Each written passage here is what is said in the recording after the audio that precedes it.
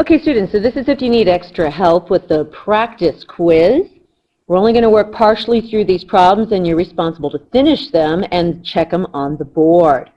Taking a look here, you start, of course, by circle and distribute. And here, you want to make sure you pick up that minus sign, circle and distribute. That's 5 times 6 is 30. Bring that 5, that's 5n. Equals, watch out for that double negative, makes positive 7. Negative times positive is minus n. And then we have minus 1. Then you look on the left and the right and see if you can collect like terms, which you can over here. You can collect. So our next line, 30 minus 5n equals 7 minus 1, 6 minus n. And you can finish it from there.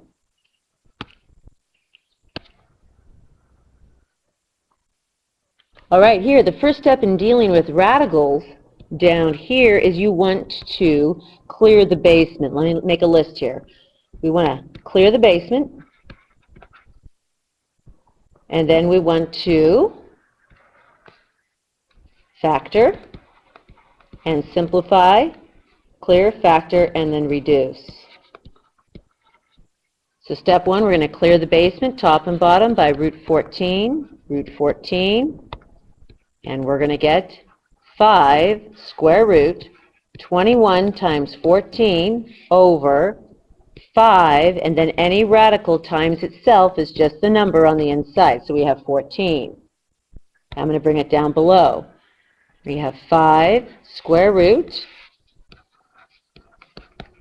Now you want to factor this, and we're going to get 3 times 7, of course, and then factor that 14, and of course that's 2 times 7. So that's step number 1. We cleared and we factor. Now you take out the dates. That's going to be 7. And then on the outside we have 7 times 5, square root. We have 3 times 2 over 5 times 14. You want to finish from there. Okay, taking a look here. Before we add or subtract radicals, it's important to take the time to figure out whether or not things can be reduced. So I'm just going to factor. This is, of course, 2 times 1.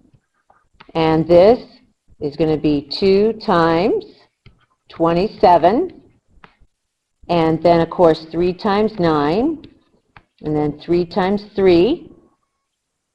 And then this is 3 times 9, and then 3 times 3, and this, 2 and 12, 2 and 6, 2 and 3. Now, we're going to simplify as best we can. Let's take it one step at a time. In this one, there's nothing to simplify or pull out, so it's going to just be 2 root 2 plus, let's take a look here. We can pull out a pair of 3's. So we're going to pull a 3 out there, and that's going to be 3 times 3. So I have 9, and then these stay underneath the radical, root 6. And then here, for this one, I see that I have a pair of 3's, so that 3 is going to come out. And that's 2 times 3.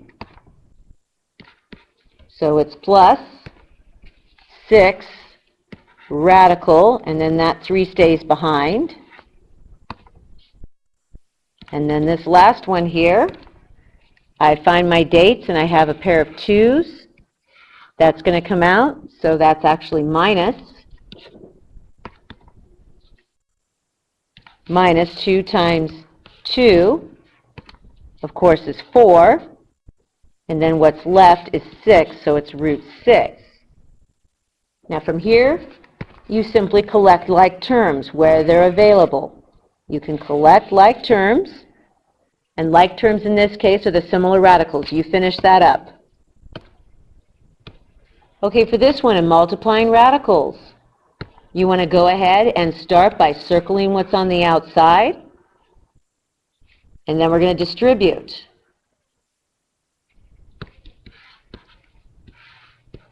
And your goal is to multiply outies with outies and innies with innies.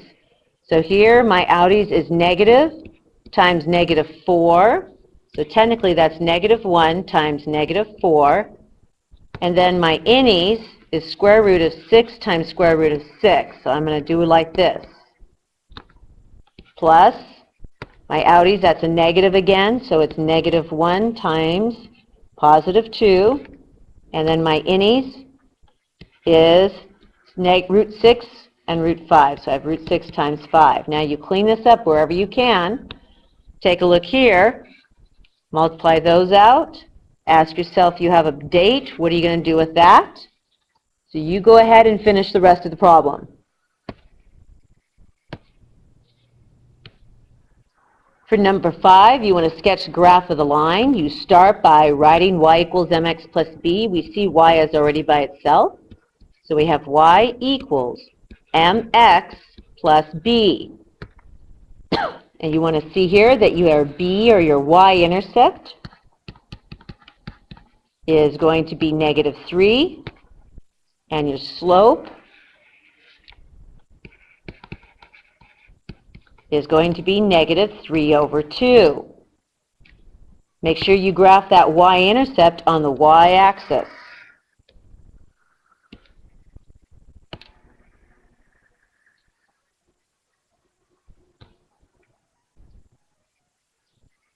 Okay, taking a look at number 6. Number 6 is y equals 3. Let me show you what it's not. Y equals negative 3. So y equals negative 3, that is not y equals negative 3. Y equals negative 3 is all the points where you have something and a negative 3. So the easiest way to graph this one is to graph a bunch of points, and it'll be much easier for you to see what is going on here. So you're going to graph a bunch of points. So ready? Let's start with the first one. 0, negative 3. That was that point. 1, negative 3. So over 1, negative 3. 2, negative 3. I want you to graph 3, negative 3, and you're going to see what kind of line is being formed there. So y equals negative 3 is a straight line. It is not a point. Okay, taking a look at number 7, there's a couple ways you can do this. One would be to get y all by itself. Another would be intercepts. We're going to go ahead and get y all by itself. So we have y minus 1 equals negative 3x. So to get y all by itself, I'm going to simply add 1 to both sides. And I get y equals negative 3x plus 1. From here, write your equation out. Y equals mx plus b. And finish solving and graphing. Okay, for this one, there's a couple ways to do it. Once again, we can get y by itself, or we can get it into standard form and do intercepts. For this one, I'm going to show you intercepts. So we're going to start by adding 2y, both sides. So we're going to end up with 5x plus 2y equals 10.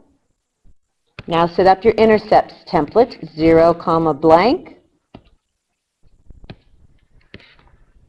And then blank, 0.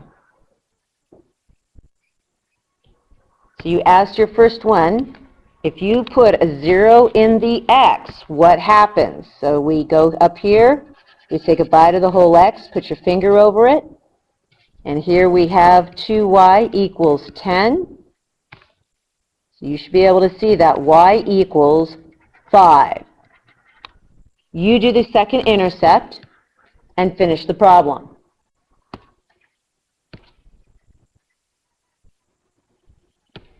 Okay, this one says write the slope-intercept equation of a line. So step one is to actually write the equation out. Y equals mx plus b. And we see we need two things here. We need a slope, which is rise over run, and we need a y-intercept. So let's take a look here and check first.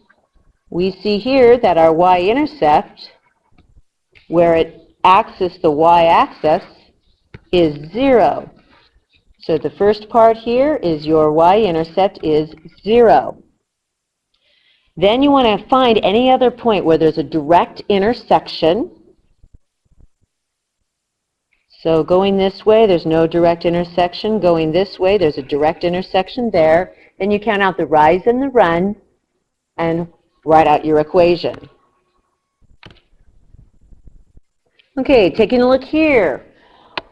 We want to first get this into standard polynomial form, which means one side has to be 0. So first we're going to bring this 24 over, and we end up with x squared minus 11x plus 24 equals 0. Now, since there's no coefficient here, the easiest way is just to go ahead and factor 24. So let's get our factors there. 1 and 24, 2 and 12. And then we can always do 3 and 8. And then 6 and 4. Now our goal is to find any two factors that either add or subtract to 11. We're looking for any two factors that add or subtract to 11. And in this case, the 3 and the 8. So notice there's a minus sign here, so we're going to factor this out. So we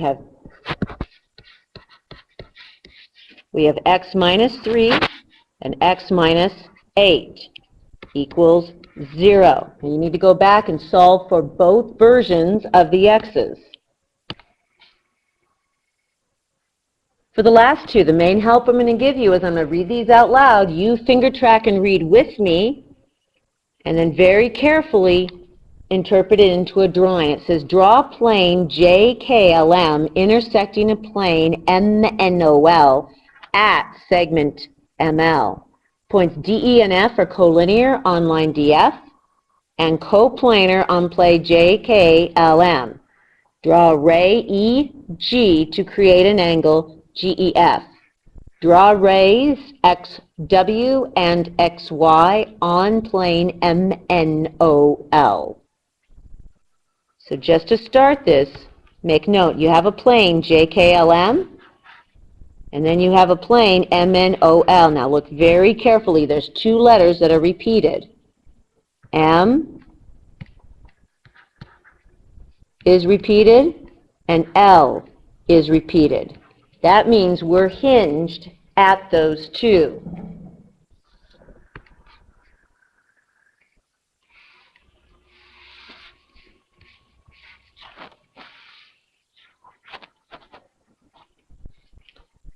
So you can start with JKLM,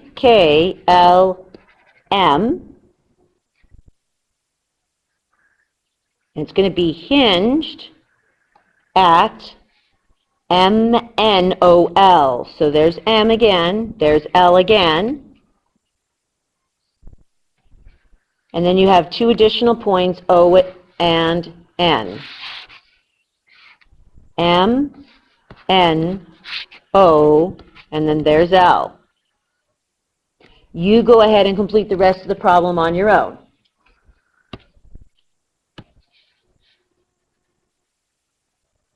Okay, this last problem says, Mr. Thompson wants to lay grass sod in his rectangular backyard.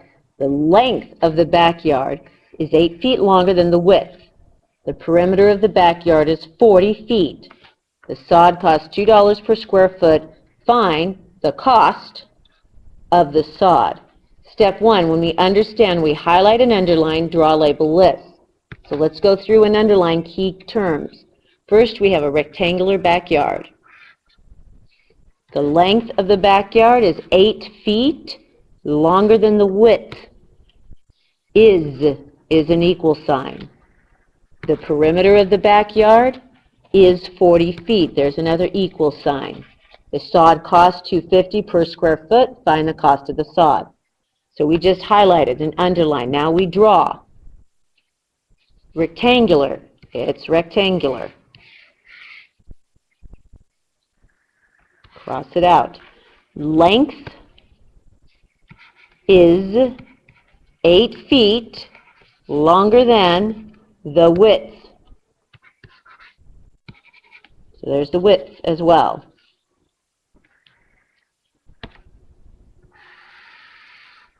The perimeter of the backyard is 40, so that's going to be on our list here.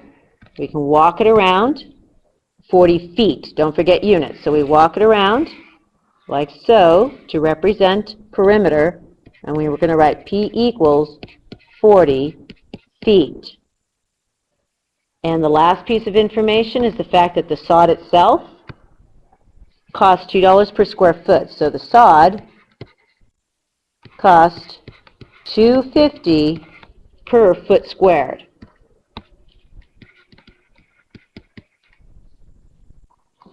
Now we draw, label, list.